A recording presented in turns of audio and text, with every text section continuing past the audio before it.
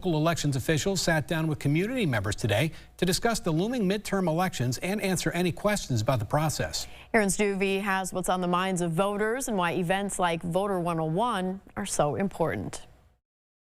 We're now under 2 weeks away from the primary election and under 100 days away from Election Day. There's dozens of races on the ballot and twice as many candidates, and local groups are working to make the local voting population as educated as possible. Wednesday was Voter 101, an event hosted by Mankato's League of Women Voters, aiming to give residents the chance to chat with local election officials and representatives from the Secretary of State's office to answer any concerns they may have around this year's elections. This year especially, there's been a lot of talk about election security, a lot of confusion in the election landscape, and so we really wanted to also add in some points about election security and how we know our elections are secure in Minnesota. It's part of an ongoing effort from the Secretary of State's office, the local election office, and groups like the League to get their surrounding community more active in important events like midterm elections, which, despite the numerous local races, will likely see a fraction of the turnout of a presidential election. Because we do it so infrequently, they oftentimes don't understand how it works, right? And so